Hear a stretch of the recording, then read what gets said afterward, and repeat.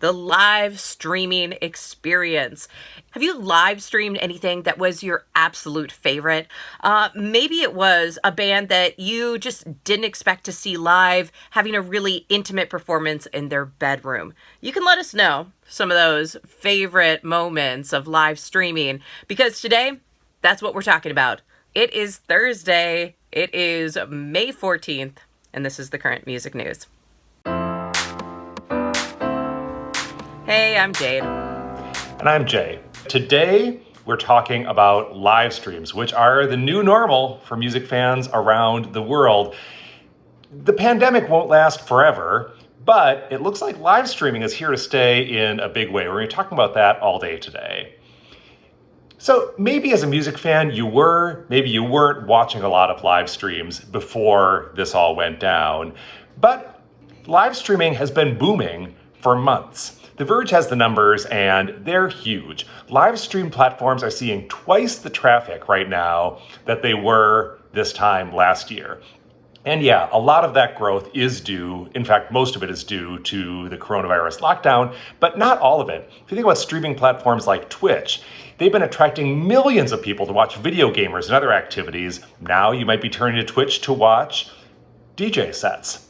Twitch is the dominant live stream platform now, as it was before. And of course, you've probably also been checking out some music on YouTube and Facebook. So when we first started watching those live streams, on Instagram, on Facebook, like Jay was just talking about, a lot of them popped up as solo performances or duos of people who are quarantining together from their bedroom or their basement. And now we've started to see these fully orchestrated, there's choreography, all the late night TV shows are having these huge bands performing. Well, how are they doing that? Is it just they're really good at Zoom? The answer is no. It's fake. This is a little bit of, Milli Vanilli sort of overdubbing that we're seeing here. So Billboard kind of points to the fact that bands are trying to do it live, but when you count in delays and everything else that happens when you're trying to do that live stream, it just is so tricky right now that even though bands are investing in the tools to be able to do that eventually, because as Jay was saying, looks like live streaming is here to stay, at least for a little while, it's going to be a while before we get to that level. So how are bands exactly doing it? If you're watching Dua Lipa and her band playing Don't Stop Now, or Joan Jett and the Blackhearts doing Light of Day, well, what they're doing is one person is recording something, sending it off to somebody else, they record over it, somebody else. It's basically the recording of a song, how that usually gets done, but now with video. And in fact, they followed Blue Oyster Cult while they were trying to record Godzilla for this big video that they were just doing.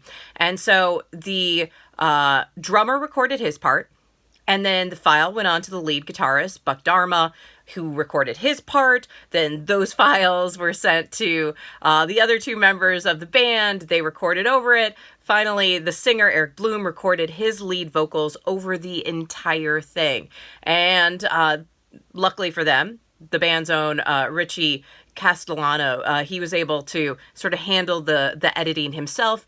And so you get this really beautiful thing at the end, but it takes a lot of hours, and it takes somebody who's an actual engineer to put it together. And do bands enjoy this? No. The bands at least in the Billboard article, said, we just want to get back to touring so we can all be in the same room together with a live audience and doing it that real live way.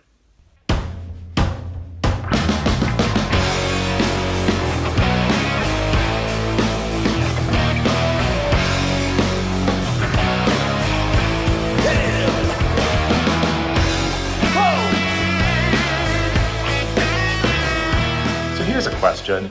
With the doors of music venues closed for safety, can those stages be used for live streams? You might have seen a venue near you, like Ice House here in Minneapolis, doing live streams from its stage. Increasing venues are experimenting with this, and there's actually an initiative in Mexico to bring back as many as 1,000 jobs in the concert industry to basically put on shows that will be live streamed from shuttered venues as early as next month. Here's how it'll work. Fans anywhere in the world will be able to buy tickets, maybe $3-5 to live stream shows. There might be sponsors as well, to bring in a little bit more income. The front doors of venues like Pepsi Center WTC in Mexico City will remain closed, but staff running lights, sound, hospitality, other sorts of backstage logistics, those staff will be able to get back to work. It sounds ambitious, but experiments in China have indicated that it can work.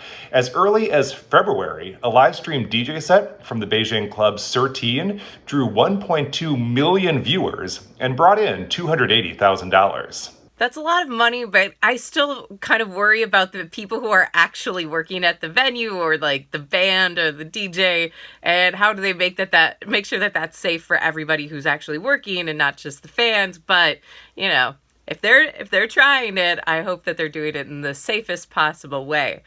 But speaking of safest possible way, that is still live streaming. And so if you're looking for something fun to live stream and you like, say, 90s music and Broadway musicals, have I got a way for you to spend your upcoming week. So coming up next Tuesday, it's May 19th, you can watch Alanis Morissette making a special appearance with the cast of her Broadway musical, Jagged Little Pill, her album, one of my favorite albums from the 90s that they made into a Broadway musical that was actually selling out seats, doing an amazing job on Broadway, quite frankly, getting rave reviews.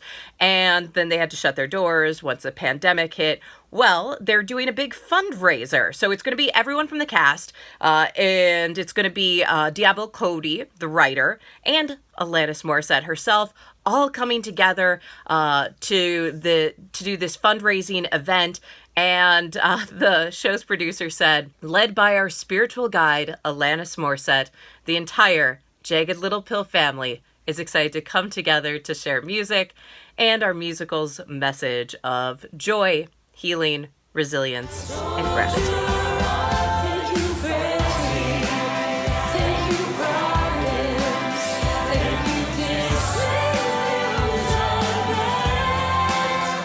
That's the current music news. We'll be back with another update. Like and follow us so you can catch it. And in the meantime, listen to The Current on the radio, on your smart speaker, on our app, on our web stream. And click in the comments. Let us know what music news stories are meaningful to you right now. We've been talking about ambitious live stream videos, and you knew if anyone could nail this whole quarantine video thing, it was going to be the auteurs of OK Go. They have a new video for All Together Now, honoring frontline healthcare workers, which is personal for frontman Damian Kulash, who, along with his wife, has been diagnosed with coronavirus and recovered. All together now, all together now, all together alone in the chrysalis. We're all together now, all together now, all together alone in the chrysalis. We're all together now, all together now, all together alone in the chrysalis. All together now, all together now, all together